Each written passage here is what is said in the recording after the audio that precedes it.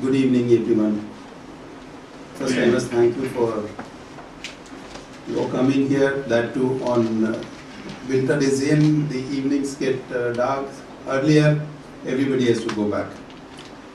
And our purpose is to give you an informed, balanced view on different topics. We don't always give you yes or no, do this, do that. Sometimes we do.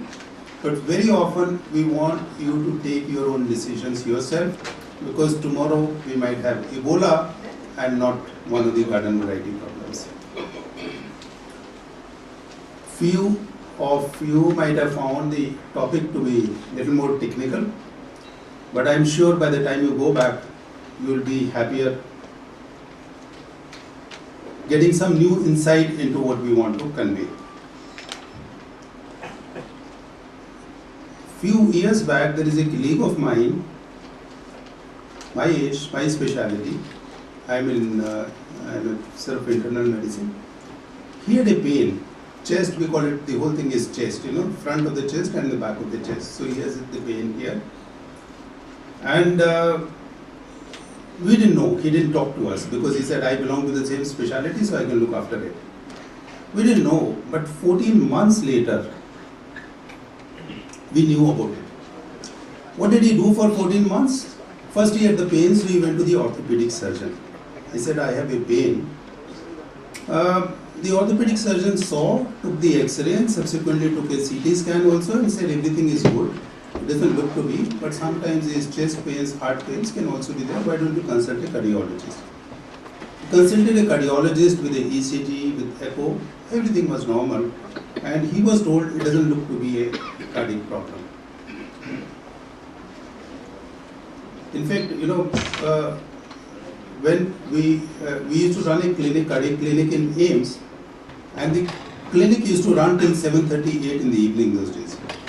And the commonest diagnosis was no significant heart disease, NSHD.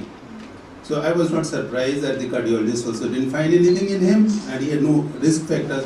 He said, "Why don't you consult a neurologist? These nerves, these can cause problems." And the neurologist could not find, but he wanted to make sure. So he subjected him to nerve conduction studies and muscle studies, that everything should be in order. Now, it was all normal, and he was still having this, and it used to cause problem to him during sleep. So he started taking some painkillers also. He was referred to a gastroenterologist because the food pipe runs like that, and his food pipe was looked into. There was no ulcer, no cancer, no TB, no tumor. He didn't know now where to go. He said, "Let me see, maybe there is some skin problem after all." So he went to a dermatologist. And dermatologist said, "Everything is normal here. We don't even need to do any tests. The problem is, doctors make very difficult patients. You have nothing. You have been seen by all specialists. You have nothing, and we would find it very difficult to treat you." He says, "But why? I am troubled by this." They say, "Actually, you need to go to a psychiatrist because everything is good in you." He went to the psychiatrist, and psychiatrist is kind of, the buck stops here. They never say, "You go somewhere else." We are here, and psychiatry is one area where there is no further specialization as of today. So he went to the psychiatrist and he was put on these antidepressants. He said, "But I am not depressed."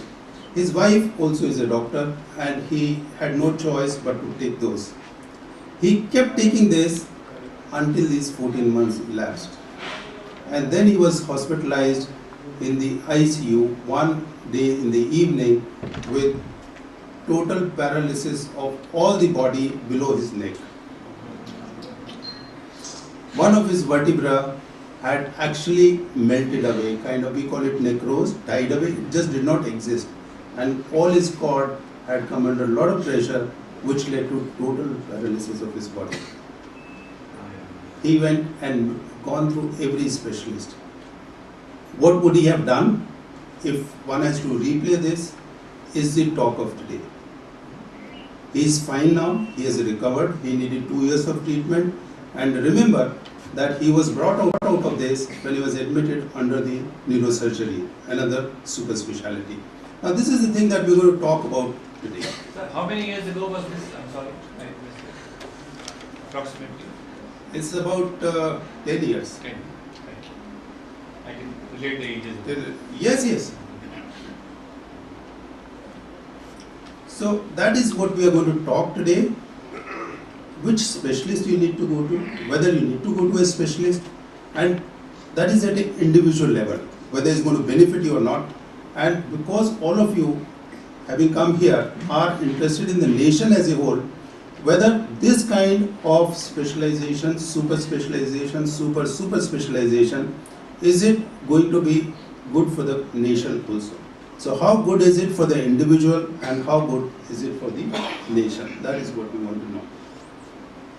UN has given out this about the physician density as it exists, and you can see that the lighter the color, the fewer the doctors. How many doctors do we need in this world, in this society? Nobody knows. In this country, we have one doctor for 1,700 population. If you look into the Scandinavian countries, they have 1 in 400, and this is set up to be top of the range. So generally, it is advised that if you have 2 doctors for 1,500, 1 for 700, that should be good enough.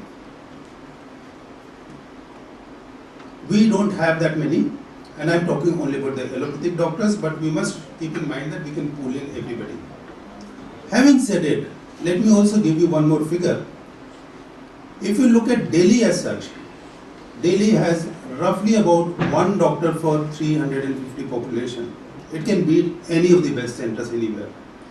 But we still are confused here. Once we were in a conference in Denmark, and our colleague, the ambassador there, was really concerned. He said it's not a good place to stay. What happened?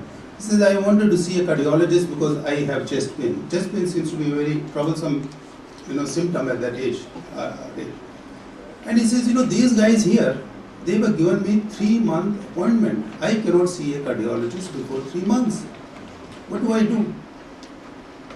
What happens in Delhi? How much time do you need to see a cardiologist? 1 hour, did you say? Half an hour. Actually, you can see a dozen of them in half an hour. Why is it? The best of the countries, Scandinavia is best in health matters. Why is it that they give 3 months and we can give in 30 minutes? There must be a good reason.